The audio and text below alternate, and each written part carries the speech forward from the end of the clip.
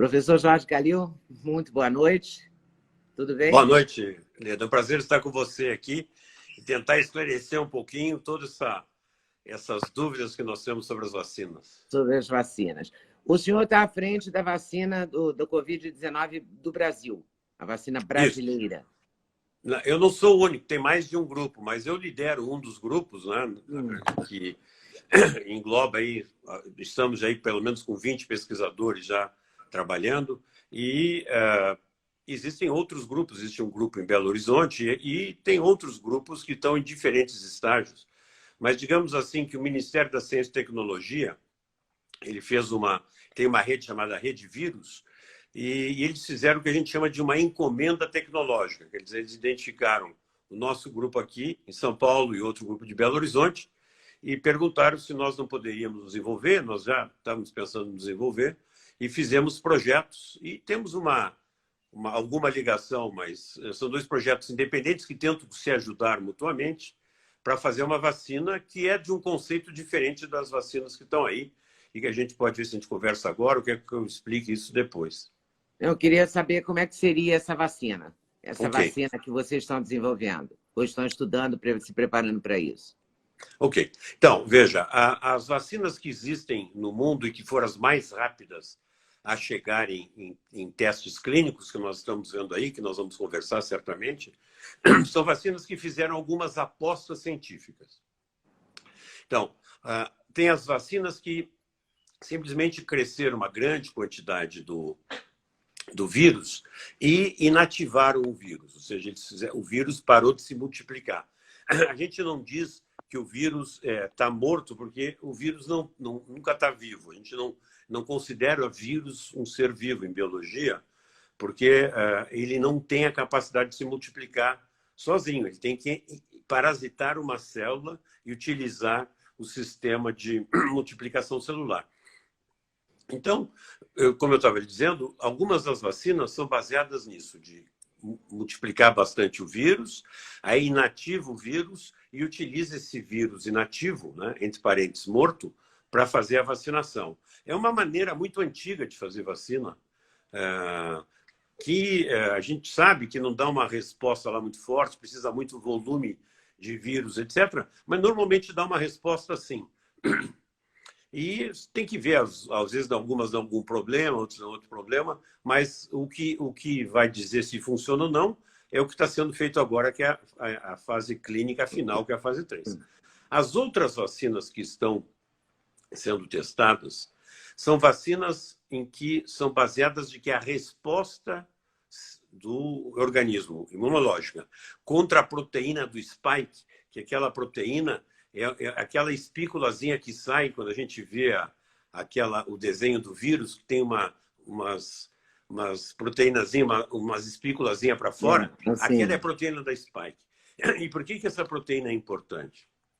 Porque a gente sabe que a spike tem que grudar num determinado lugar na célula para poder entrar para a célula e continuar o ciclo viral. Então, a gente sabe que se tiver uma resposta de anticorpo que se liga numa partezinha do spike, não é contra toda a spike, mas numa partezinha do spike, se tiver esse anticorpo, ele bloqueia o vírus de se ligar na célula. Porque o vírus, quando ele está fora da célula, ele é muito vulnerável. Então, se a gente conseguir um anticorpo que se ligue naquela parte, o vírus está inativado. E se você for ver, grande parte das vacinas em teste, elas são baseadas nesse princípio. A vacina de Oxford, a vacina da Moderna, da Janssen, da Pfizer, uma série delas, que foram as que foram muito rapidamente até o ensaio clínico. Então, se nós soubermos que simplesmente a spike sendo oferecida para o sistema imune, nós temos uma resposta suficiente e protetora, muito provavelmente nós teremos várias vacinas, que vão ser um pouquinho mais tóxicas, um pouquinho menos tóxicas, maior cobertura na população ou não, mas teremos várias vacinas, o que é muito bom para nós, para a sociedade como um todo, porque nós teremos mais acesso mais rápido à vacina. Mas é possível que ela não funcione.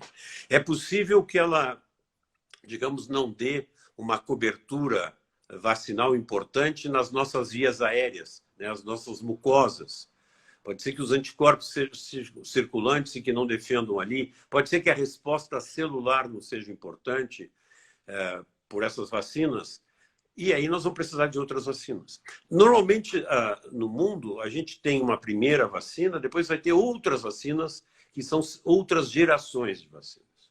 Mas vamos torcer para que essa primeira aí dê certo. E o Brasil está sendo o palco para muitos desses testes.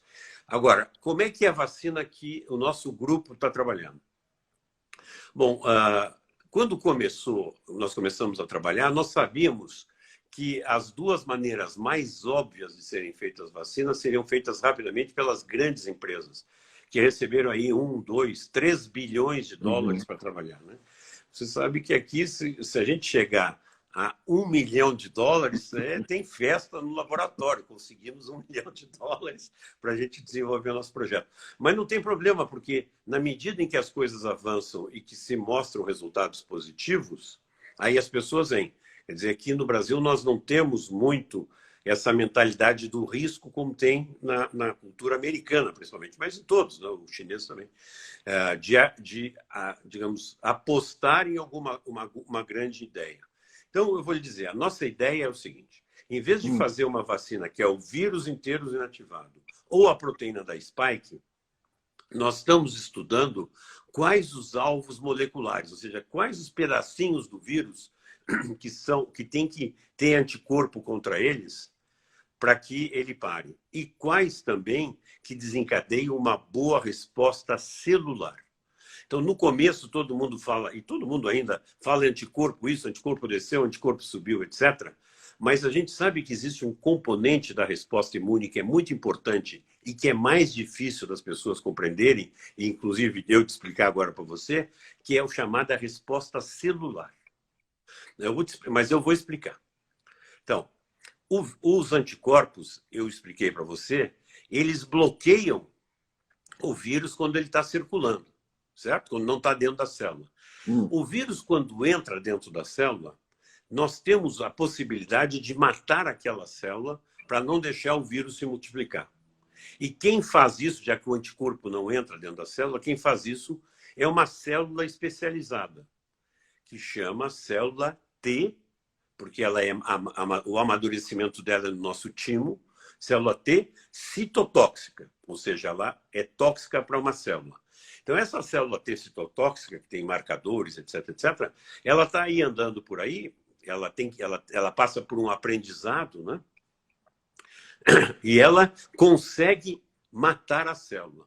E o que nós temos observado aí? Quer dizer, nós começamos a trabalhar nisso, Leda, logo que começamos a trabalhar nisso, ainda no mês de fevereiro, começo de março. E nós obtivemos aí, das primeiras pessoas que ficaram doentes no Brasil, nós obtivemos a doação de um pouco de sangue de mais de 200 pessoas que ficaram boas da doença. Então, nós estamos estudando o detalhe de como que essas pessoas ficaram boas, sem fazer nenhuma presunção de que ela foi por A, B ou C. Então, nós estamos trabalhando numa vacina que ela vai ser muito mais específica, ela vai dirigir muitos alvos, tanto para a resposta anticorpo, que é feito pelos linfócitos B, como pela produção de células T, né? E tem 2 tipos de célula T, mas em todo caso nós estamos estudando célula T. Então, nós queremos juntar esses fragmentos do vírus, né, numa composição vacinal. E nós estamos fazendo 2 composições vacinais mais importantes. Uma, que nós encapsulamos isso numa nanopartícula. Nanopartícula é uma partícula extremamente pequena, né? Uma nanopartícula está super na moda agora, as nanotecnologias, né? Tem, inclusive, para cosmético e tudo. Sobretudo. Mas é bom porque eu chego... Por isso que a gente ficou sabendo dela. A gente leigo tomou conhecimento por causa dos cosméticos. Exatamente. Mas então nós temos as nanopartículas e nós temos uma nanopartícula que é muito interessante, que é de açúcar e que encapsula. Não é açúcar que a gente bebe no cafezinho, mas é de um glicídio. E é que a gente encapsula e nós estamos testando para dar por via nasal. Em vez de dar a injeção, eu não suporto quando eu vejo, falando de vacinas, só parece agulha de injeção quando se fala em vacina. Você já viu que a televisão, Já. quando mostra vacina, sempre mostra a gente dando injeção? Isso dá um pavor nas pessoas. E a vacina não é isso. A vacina é o que está ali dentro que vai desencadear a resposta imune. E nós estamos testando pelo nariz, porque a gente acredita que, como são as mucosas, né? As mucosas, você sabe o que são as mucosas, né? São esses tecidos mais aveludados que nós temos, que tem aqui na boca, tem no nariz e tem nas partes baixas, só todo o tubo digestivo, todo o trato, toda a parte reprodutora, etc., tudo revestido por dentro por esse tecido mais suave, umedecido, que são as mucosas. Então, nós queremos fazer pela mucosa, pelos narizes, para induzir uma resposta forte de mucosa. Então, vai ser ou pelo nariz, talvez pela boca também. E nós estamos trabalhando com um grupo francês, com quem eu colaboro há muito tempo, de ver se a gente coloca nosso antígeno que a gente está descrevendo, que a gente bolou, num que a gente chama de partícula semelhante ao vírus. Então, é uma coisa que parece um vírus, mas não é, porque não tem ácido nucleico, mas o organismo, o sistema imune, quando vê aquilo, dá uma resposta bem forte, que a gente foi treinado para lutar contra esses vírus. Então, essa é a vacina que nós estamos trabalhando. Como eu digo para você, ela é mais elaborada que elas têm aí. Se essas aí funcionarem e não tiver nenhuma toxicidade e cobrirem 100% da população, talvez a nossa não seja tão útil, mas eu acho que mesmo assim ela será útil, porque nós temos um trabalho também de estudar a memória imunológica, né? Então, nosso sistema imune, ele tem muitas coisas como sistema neurológico, né? Ele tem aprendizado, ele tem memória, tem uma série de coisas que são semelhantes. E a gente pode desenvolver essa memória. A gente pode fazer com que essa memória seja mais forte, para que a gente não tome vacina a cada 6 meses ou cada 1 ano. Então, isso é o que nós estamos fazendo, Leandro.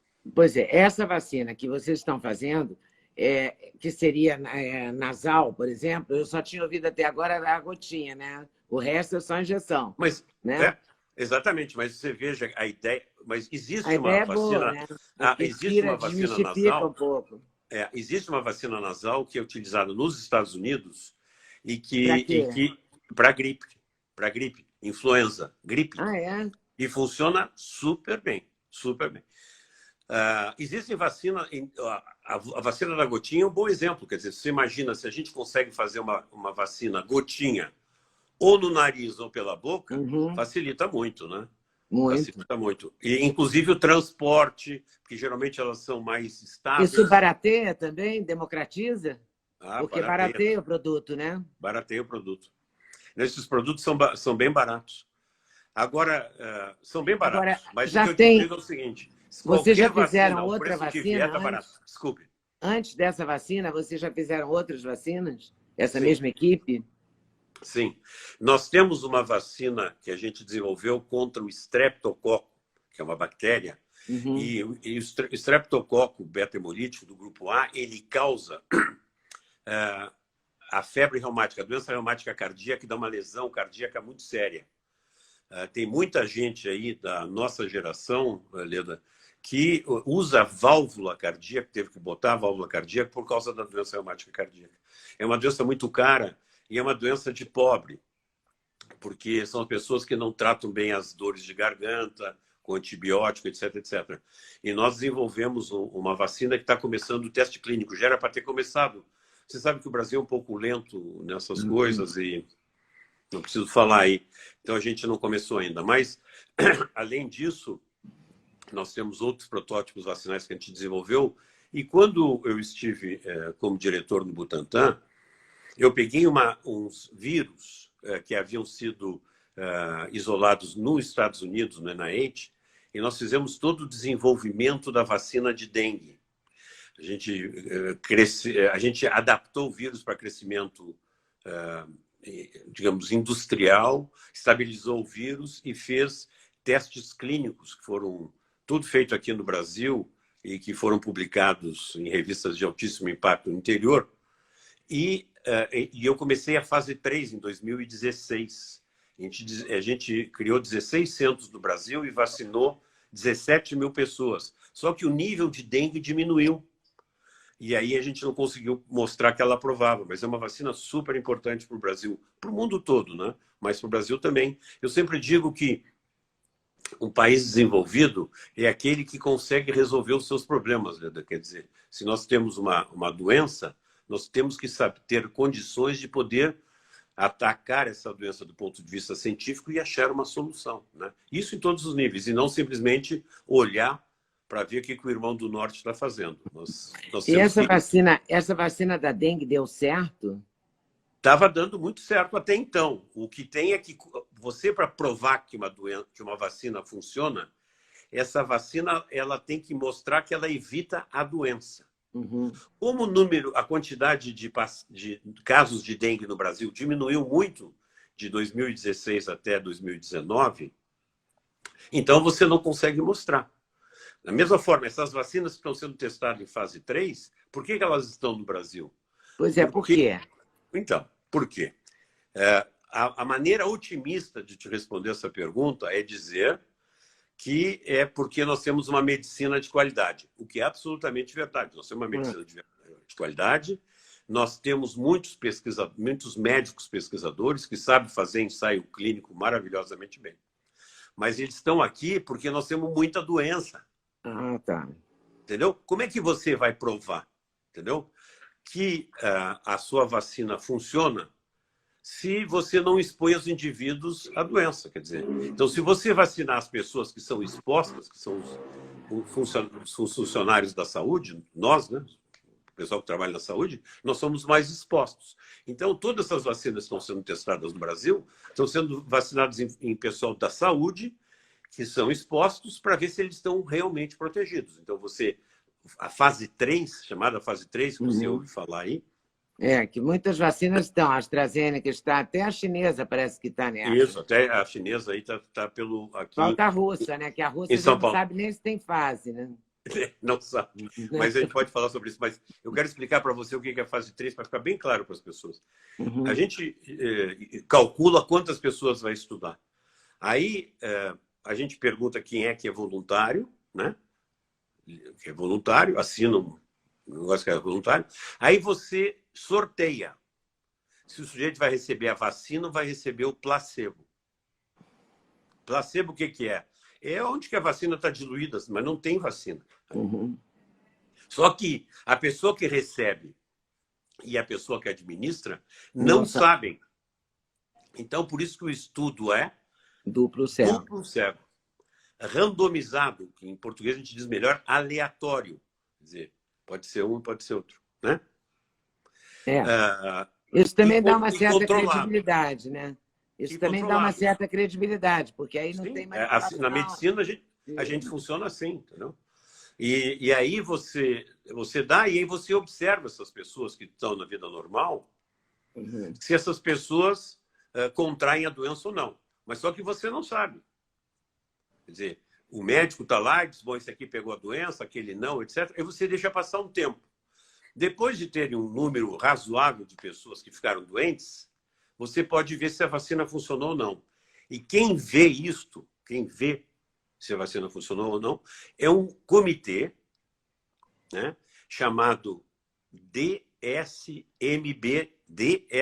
da sigla em inglês, que significa Data, dados, Safety, segurança, Management, de gerenciamento, Board, que é um board, né? um grupo de pessoas que participam disso. Então, esses aí sabem quem vacinou e quem não vacinou. Então, eles podem fazer os cálculos estatísticos para ver se a vacina funciona ou não. Você entendeu? Então, eu inclusive, só para você entender, os Estados Unidos criou um board desse, o governo americano, para avaliar todas as pesquisas de fase 3 feitas nos Estados Unidos com apoio norte-americano, ou seja, o governo está ajudando a pagar. E eu faço parte desse board, quer dizer, são 10 pessoas, né? São 8 grandes professores americanos e tem 2 do resto do mundo, um da África do Sul e eu do Brasil. Que a gente, então eu me visto de tupiniquim e participo lá das reuniões do board, mas que tem sido muito interessante. Só que Veja, os ensaios americanos são 30 mil pessoas, 60 mil pessoas. Então, por que eles põem tanta gente? Para que rapidamente tenha uma resposta, porque se a doença está muito ativa, né? A doença tem que estar muito ativa. Aí eles rapidamente têm a resposta.